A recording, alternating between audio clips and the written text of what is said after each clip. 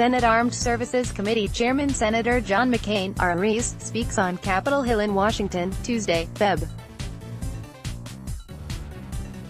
9, 2016, during the committee's hearing with Director of National Intelligence James Clapper and Defense Intelligence Agency Director Lt. General Vincent Stewart on worldwide threats. AP photo, Evan Vucci, Phoenix. A majority of Republicans think ailing U.S. Sen.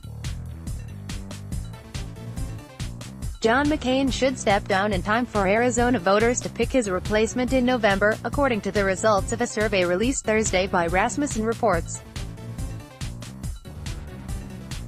The telephone and online survey found that 62% of likely GOP voters thought McCain should leave office before May 30 so voters could choose his successor in the next general election.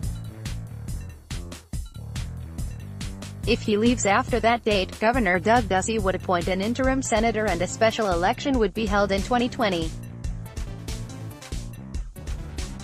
Just 27% of Republicans said McCain shouldn't step down before May 30, and 11% were undecided.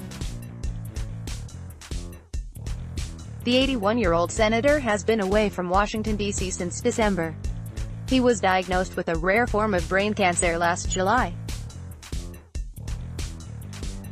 The typical survival period after a glioblastoma diagnosis is 12 to 15 months, though a small percentage live longer than 5 years.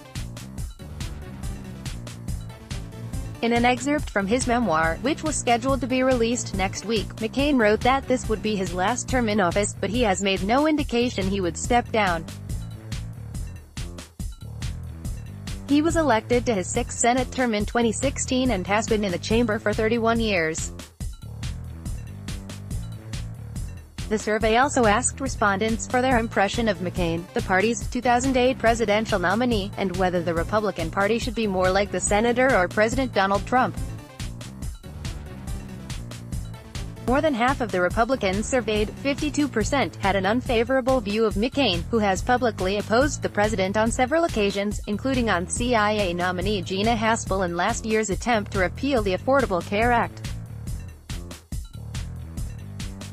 An even larger portion, 69%, of Republicans thought the party should be more like Trump, while 23% said the GOP should mirror McCain. A majority of Democrats, 76%, and unaffiliated voters, 53%, sided with McCain on the question. The survey of 1,000 likely voters had a margin of sampling error of plus or minus 3 percentage points, with a 95% level of confidence. It was conducted May 10 and 13, in the midst of a controversy about a White House staffer allegedly mocking McCain's illness during an internal meeting last week. "It doesn't matter, he's dying anyway," Special Assistant Kelly Sadler reportedly said in response to McCain's opposition to Haspel's nomination.